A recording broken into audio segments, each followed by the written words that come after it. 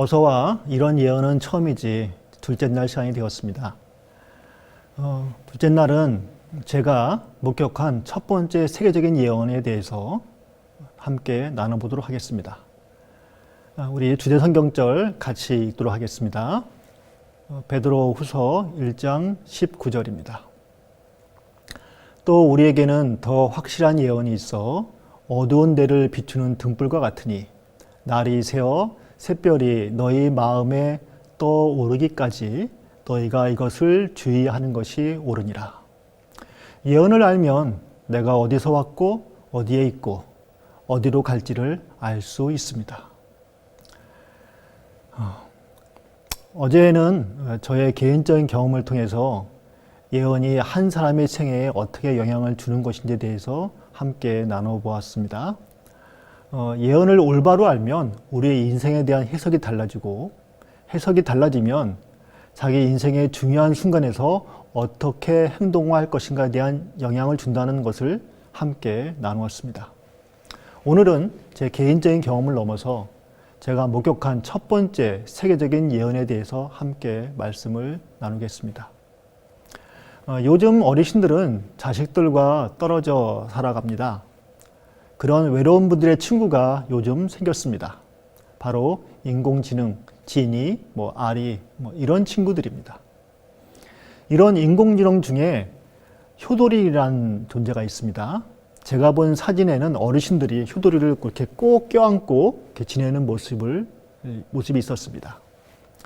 효도리는 독거 노인분들의 말동무도 해주고 약 먹을 시간도 가르쳐 줍니다. 약속 시간도 기억나게 하고 오늘의 날씨도 알려줍니다. 한 연구원 결과에 따르면 AI 인공지능은 어르신들의 우울증에 의미 있는 변화를 제공한다고 말하고 있습니다. 그렇지만 오늘 우리가 아리와 지니, 효도리에게 내일 세상에 무슨 사건이 일어날지 아니? 무슨 일이 생기면 나는 어떻게 하면 좋지? 라고 물으면 무엇이라고 대답해 줄까요? 제가 그런 말을 우리 집 인공지능 지니에게 물어보았습니다. 그런데 무엇이라고 대답했을까요? 죄송합니다. 제가 무슨 말인지 잘 모르겠네요. 라고 응답을 하였습니다. 올해 초 1월 15일 오후 5시 26분에 남태평양의 섬나라인 통가 인근 바닷속에서 화산이 폭발하였습니다. 화산 폭발의 반경은 260km에 이르렀습니다. 화산재가 상공 55km에 퍼져서 통가섬 전체를 덮은 것이 영상으로 확연하게 잡혔습니다. 그로 인한 지진은 태평양 곳곳에 영향을 주었고요. 일본에까지 그 지진의 여파가 일어나기도 했습니다. 멕시코 쪽에서는 파고 15m의 쓰나미가 일어나기도 했습니다. 학계에서는 이러한 폭발 규모가 이 화산에서 1000년에 한 번에 있을 법한 규모라고 분석을 했습니다. 빅데이터는 이 화산 사태에 대해서 무엇이라고 말했을까요? 물론 미리 예고를 함으로 많은 사람들이 살 수 있게 도움을 주었습니다. 그렇지만 그 화산 폭발을 막지는 못하였습니다. 그리고 그 화산이 우리에게 무엇을 의미하는지도 설명해 주지 않았습니다. 중국 베이징 올림픽, 동계올림픽이 끝나자마자 러시아가 우크라이나를 침공하였습니다. 2022년 2월 24일 오전 5시 블라디미르 푸틴 러시아 대통령의 특별 군사 작전 결정과 함께 우크라이나 전쟁이 시작되었습니다. 당시엔 70일이 넘는 지금까지 이어지는 장기전을 예상한 이는 아무도 없었습니다. 당시에 빅데이터는 이 전쟁을 어떻게 예상했을까요? 거기에 대한 기록은 없지만 대부분의 사람은 러시아가 손쉽게 전쟁을 이길 것으로 예상했습니다. 그런데 지금은 예상이 빗나가고 장기전이 벌어지고 있습니다. 분명히 화산 폭발이나 많은 전쟁에는 인간들이 제어할 수 없는 인간 너머에 무엇인가가 있는 그런 것을 우리가 알고 있습니다. 저는 베를린 장벽이 붕괴된 다음 날인 1989년 11월 10일 동서 베를린 시민들이 브란덴부르크 문 앞에 장벽 위에서 함께 올라가 기뻐하는 그런 사진을 보기를 좋아합니다. 여러분은 이 베를린 장벽이 어떻게 무너졌는지 알고 계십니까? 그 사건을 요약한 기사를 읽어보겠습니다.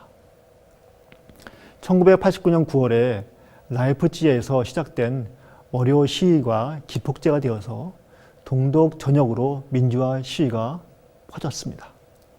이 여파로 발생한 에리 호네커의 실각을 전후로 동독 사람들은 언론 자유와 여행 개방을 주제로 매주마다 시위를 벌이고 있었고, 동독 지도부는 그 시위대를 달리기 위해서 여행 자유화 정책을 1989년 11월 9일 오후 6시 58분경 기자회견을 통해 발표하였습니다. 물론 이렇게 일종의 회유책이었기 때문에 실제로 여권 발급 기간 단축에는 별도로 달라진 것이 없었습니다.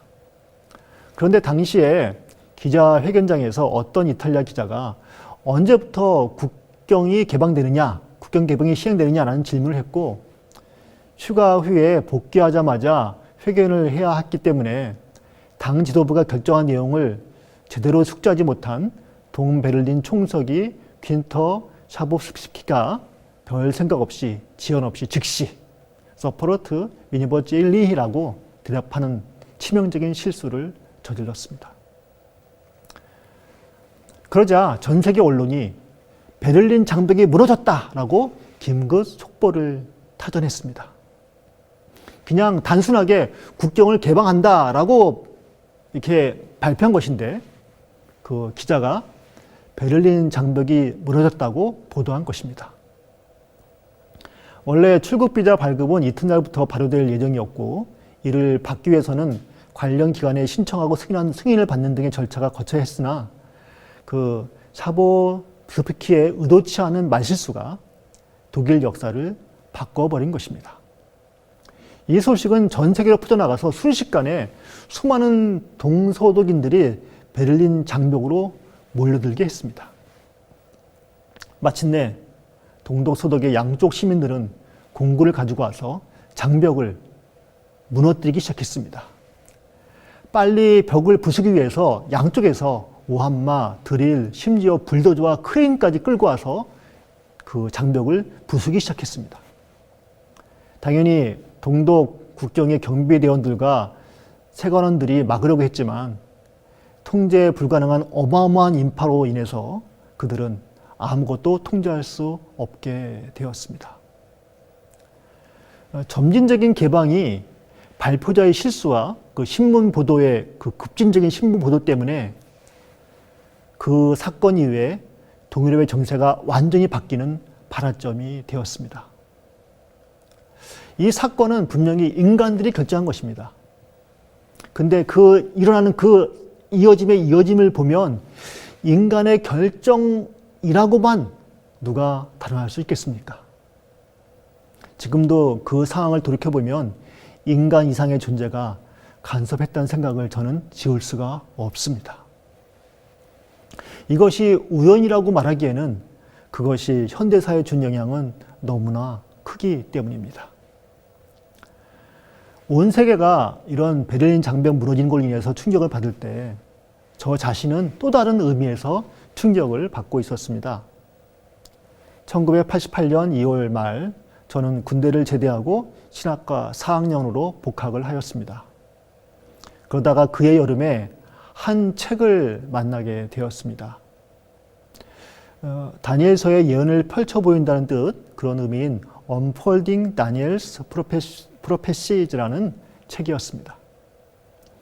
여러분은 지금도 이 책을 온라인 서점인 아마존에 가면 구입할 수 있습니다. 이 책은 호주에 있는 재림교회 목사인 로이 알렌 앤더슨 목사님이 집필하신 다니엘서 해설집입니다. 그 책에서 다니엘서 40에서 45절을 아주 성경적이고 합리적으로 해석해 놓았습니다. 읽어보겠습니다. 마지막 때에 남방왕이 그와 힘을 겨룰 것이나 북방왕이 병거와 마병과 많은 배로 회오리 바람처럼 그에게로 마주와서 그 여러 나라에 침공하여 물이 넘친같이 지나갈 것이요. 그가 또 영원로운 땅에 들어갈 것이요. 이 부분에 대한 자세한 해석은 시간 관계상 따로 우리 목사님한테 배우시면 좋겠고요. 여기서는 오늘 관련된 내용만 잠깐 다루도록 하겠습니다. 요약하면 남방왕은 무신론인 공산권을 말하고 북방왕은 가톨릭을 중심으로 한 하나님을 제대로 전하지 못하고 배반한 종교 연합 세력을 의미합니다. 본문의 내용을 한마디로 요약하면 북방왕이 남방왕을 무너뜨린다는 것입니다. 다시 말해서 공산권이 몰락한다는 것이 이 예언이 말하고 있는 것입니다. 그리고 바로 이 공산권이 몰락할 때 마지막 때가 이르게 된다는 그런 중요한 사건을 말하고 있습니다. 여러분, 그때가 1988년, 제가 그 책을 읽으면서 다니엘서를 연구할 때가 1988년이었습니다. 저는 그 책을 읽어가면서 해석이 정확하다라고 생각하면서 그 책이 언제 나왔는지를 살펴보았습니다. 발간일이 1975년 6월 1일이었습니다. 그리고 그것이 책으로 발간되기 위해서는 그 이전부터 이런 내용이 알려져야 되지 않겠습니까? 발간일로 치면 최소한 15년 정도 이전에 제가 그 책을 본 걸로 치면, 그리고 이 해석을 가리킨 것으로 하면 적어도 베를린 장벽을 상징하는 브란데르크 문이 무너지기 20년 전에 저자는 공산권의 몰락을 성경의 예언서인 다니엘서 11장 40절 41절 해석하여 사람들에게 알려준 것입니다. 처음 이러한 예언 해석을 접하고 저는 고민에 빠졌습니다. 마침 그 당시는 88 올림픽이 열리던 시기였습니다. 동유럽의 많은 나라들이 한국에서 올림픽 경기를 하는 중이었습니다. 그리고 그 당시에 소련이라고 하죠. 지금 러시아 전신 소비에트 연방, 그 소련과 동독의 유세가 대단했습니다. 1위는 소련이었고요. 금메달 55개를 포함해서 총 메달 수가 132개나 얻었습니다. 2위가 바로 동독이었습니다. 금메달 37개를 포함해서 메달 수가 102개나 되었습니다. 미국은 금메달 36개를 포함해서 총 메달 수가 94개였고요. 우리 대한민국이 뚝 떨어져서 금메달 12개, 은메달 10개, 동메달 11개, 그때 대단했었죠. 총 메달 수 33개로 4위를 했습니다. 5위가 바로 서독이었습니다. 금메달 수는 우리보다 하나 적은 11개였고요. 총 메달 수는 40개로 우리나라보다 많았습니다. 이것은 공산권의 대표자였던 소련과 동독이 압도적으로 강하다는 것을 보여주는 상징적인 사건이었습니다. 제 기억에도 소련과 미국이 남자 농구 시합을 했는데 그때 한국 사람들이 소련을 응원하는, 그 당시로는 참 이해할 수 없는 일을 지금도 기억을 합니다. 제 눈에는 이런 모습을 보는 제 눈에는 동유럽을 중심으로 한 공산권이 몰락하는 것처럼 전혀 보이지 않았습니다. 근데 제가 보는 이 성경의 예언을 보면, 다니엘서 예언을 보면 공산권이 몰락할 것이라고 말하고 있었습니다. 무엇을 믿어야 할까요? 그러한 저도 공산권의 몰락이라는 그 마지막 시대의 시작을 알리는 사건이 그렇게 빨리 올지는 몰랐습니다. 1년이 지났고 1989년 11월 베를린 장벽이 무너지고 일명 1989년 혁명을 통해서 동유럽에서 대대적인 변화가 일어났습니다. 한 기사의 내용입니다. 소련의 붕괴는 1991년 12월 26일 소련 최고 평의회의 142-H 사건으로 일어났다. 선언으로 일어났다. 이 선언문은 모든 소련의 공화국의 독립을 인정하며 독립국가연합, CIS라고 하죠. 독립국가연합의 수립을 허용하는 안이었다. 그보다 전인 1991년 8월부터 12월 사이에는 러시아를 포함한 소련의 모든 공화국들이 연방에 탈퇴하거나 소련 수립 조약에 탈퇴했다. 연방이 공식적으로 해체되기 일주일 전 소련의 11개국 공화국은 소련 해체에 합의하고 CIA 수출입을 선언한 알마-아타 조약에 서명했다. 1989년 혁명과 소련의 붕괴는 냉전 종식의 신호탄이었다. 우리가 읽은 그 내용처럼 1989년부터 한 3년 기간에 이런 엄청난 일이 일어났습니다. 세계 2차 세계대전 이후에 있었던 약 40년간의 냉전체제가 무너진 것입니다. 저는 다니엘서 12장의 예언과 지금 텔레비전과 신문에서 일어나는 사건들을 비교하면서 온몸의 전율을 경험하게 되었습니다. 그리고 예언의 확실함을 다시 한번 경험하게 되었습니다. 앞으로 여러분은 담임 목사님 통해서 다니엘서 2장, 7장, 8장, 9장, 11장, 12장을 배우신다면 어떻게 예언이 역사를 통해 정확하게 성취되는지를 확인할 수 있게 될 것입니다. 그리고 예언의 성취는 저의 경험처럼 우리가 생각한 것보다 훨씬 빨리 일어날 수 있다는 것도 알게 될 것입니다.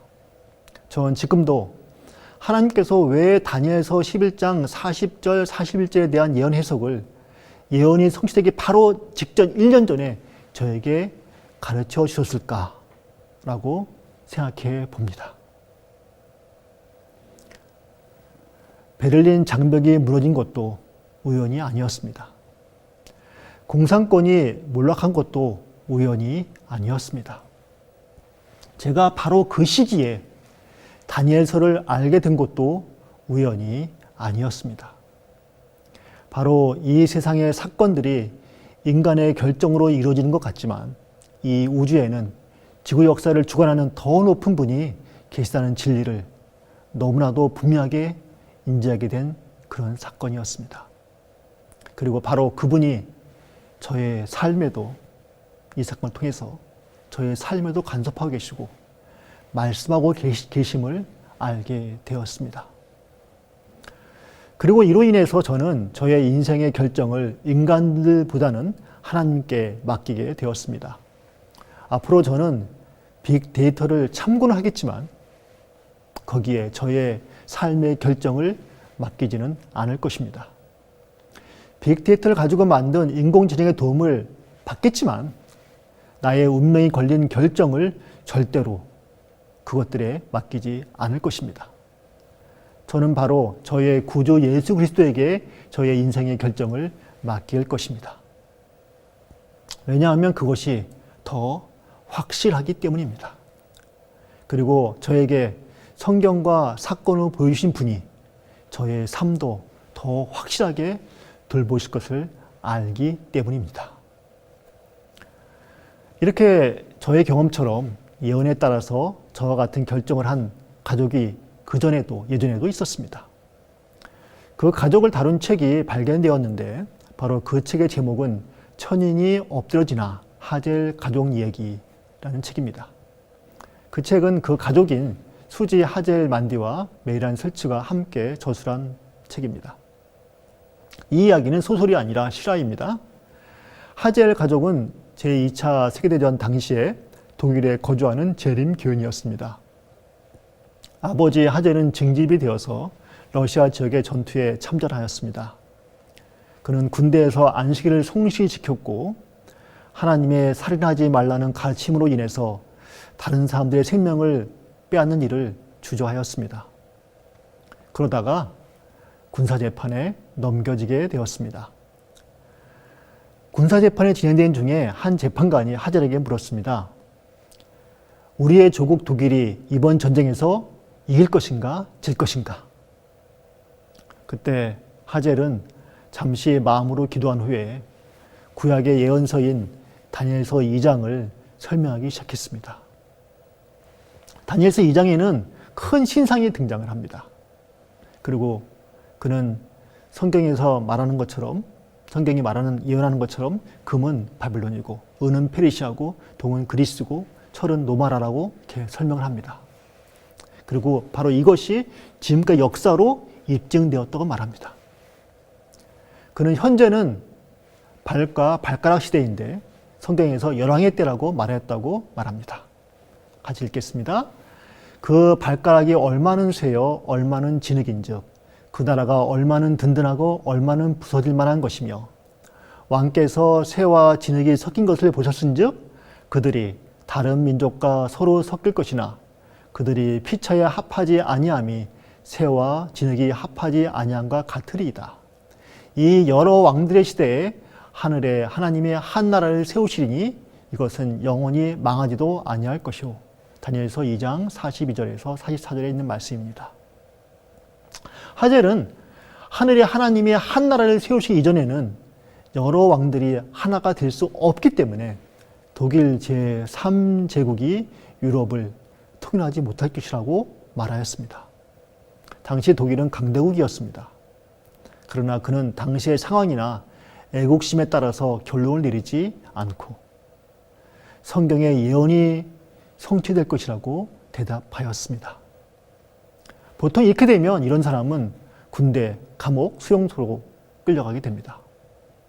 그런데 그 재판장 중에 역사학 교수가 한 분이 있었습니다. 그는 하젤의 말대로 다니엘서 2장의 예언이 역사에서 이루어졌다고 인정을 했습니다. 그 다른 재판장들에게 말을 했습니다. 그리고 그를 풀어주었습니다. 하젤은 전쟁이 끝나자 무사히 집으로 돌아왔습니다. 그의 자녀 중에 게하르트 하젤이라고 신학을 전공해서 제림교회 유명한 신학교수가 되신 분이 있었습니다. 그리고 그분이 저술한 구약신앙의 동향, 신약신앙의 동향이라는 책은 저도 그 책으로 공부했습니다. 또 제림교회를 넘어서서 일반 신학교회, 신학 수업의 교과서로 사용되고 있습니다. 그리고 그 손자가 지금은 독일에서 신학과 교수로 재직하였습니다. 그리고 그의 증손자는 바로 저희 집 아들, 우리 아들 둘째가 있는데 아들과 함께 고등학교 때 같이 공부를 하였습니다. 제가 구구절절히 4대에 걸친 족보를 말하는 이유가 무엇일까요? 바로 제가 말씀드린 이 얘기가 실제의 이야기라는 것입니다. 제가 여러분에게 전하고 싶은 것은 실제로 성경 예언은 성취되었고 그 예언을 믿고 살아온 사람들이 우리 주변에 있다는 것입니다. 그리고 이 예언을 다니엘에게 기록하게 하신 분과 그 예언을 성취하시는 하나님도 우리와 함께, 우리의 역사와 함께, 우리 이 자리에 우리와 함께 계시다는 것입니다. 하젤과 하나님을 믿는 많은 사람들이 예언서로 받아들이는 다니엘서를 기록한 다니엘도 사실은 예언을 따라 살아간 사람이었습니다. 유대인이었던 그는 기원전 600년경 청년 시절에 바빌론 제국, 지금은 신바빌론이라고 하죠. 그 제국으로 전쟁 포로가 되어서 끌려갔습니다. 그는 그 바빌론 궁전에서 느부갓네살 왕 밑에서 고위직 관리가 되어 충실히 일하다가 그 왕이 죽자 관리에서 은퇴를 하였습니다. 그런데 어느 날 당시 바벨론 왕이었던 벨사살이 이제 나이가 많은 다니엘을 호출하였습니다. 그 얘기가 다니엘서 5장에 나옵니다. 한번 보시기 바랍니다. 당시에는 메디아 페르시아 연합군과 전쟁 중이었던 벨사살 왕이 자신의 건재함을 과시하기 위해서 큰 연회를 베풀었습니다. 그때 사람의 손가락들이 나타나서 왕궁 촛대 맞은편 석회벽에 글자를 쓰는데 왕이 그 글자를 쓰는 손가락을 본지라. 다니엘서 5장 5절입니다. 왕이 그 글씨를 읽고 해석하는 자에게 상을 주겠다고 하였지만 아무도 하지 못했습니다. 그때 왕은 왕비의 추천을 받아서 다니엘을 불러옵니다. 다니엘은 분명하게 그 뜻을 해석해 줍니다. 제가 읽겠습니다. 기록된 글자는 이것이니 곧 메네 데겔 우바르시니라. 그 글을 해석하건대 메네는 하나님이 이미 왕의 나라의 시대를 세워서 그것을 끝나게 하셨다 하며 데겔은 왕을 저울에 달아 보니 부족함이 보였다 하며 베레스는 왕의 나라가 나뉘어서 메대와 바사 사람에게 준바되었다 함이니이다. 다시 말해서 바벨론은 메디아 페르시아 연합국에게 전쟁을 져서 망한다는 것입니다. 왕이 죽이라고 말 한마디만 하면 죽는 순간에 다니엘은 어떻게 고지곳대로 말할 수 있었을까요?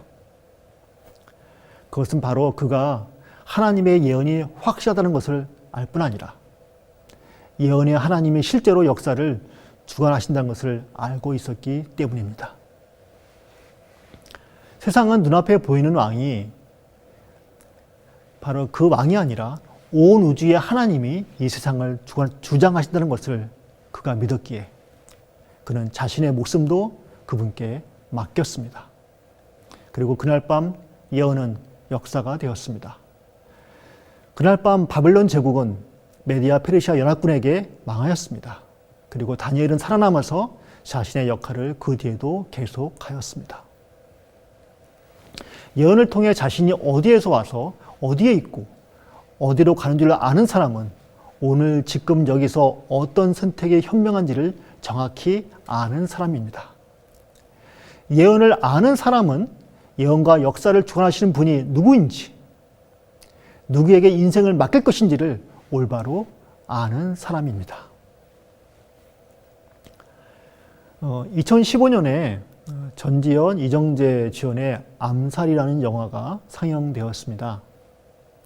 일제강점기였던 1933년경부터 해방될 때까지의 독립군들의 이야기를 다룬 영화입니다. 그 영화에서 염석진, 이정재가 했던 염석진은 독립군이었다가 뒤에 일본군 밀정이 되어서 독립군들을 팔아넘깁니다.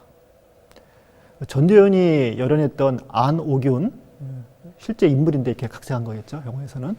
안옥윤은 해방 후에 그를 찾아내어 죽이면서 그에게 물어봅니다. 배반자를 찾아서 이제 죽이는 것입니다. 이렇게 물어봐요, 배반자에게. 해방 후에. 왜 동지를 팔았나? 염석진이 대답을 합니다. 몰랐으니까. 해방될 줄 몰랐으니까. 알면 그랬겠나.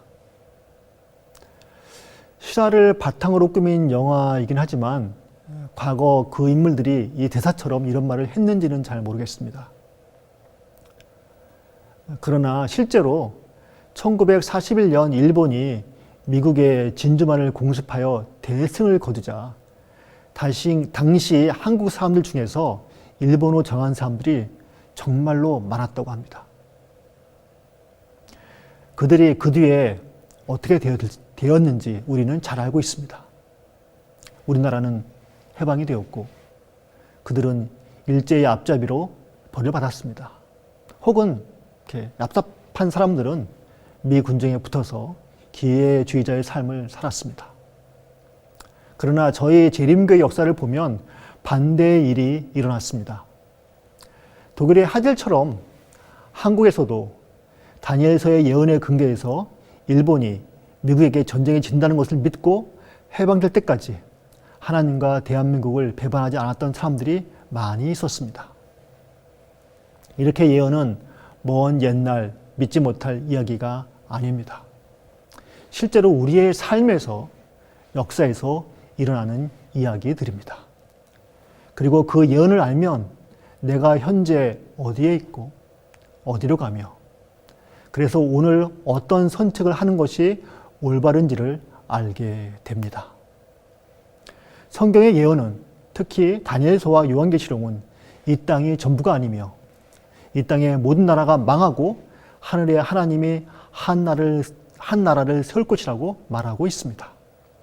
우리는 이 사건을 예수 그리스도의 재림이라고 말합니다. 오늘 이 예언의 말씀을 들으신 분들은 앞으로 여기서 멈추지 않고 현재 함께 만나는 목사님이나 또 우리 재림 교인들에게 성경의 예언을 올바르게 잘 배우게 되기를 간절히 바랍니다.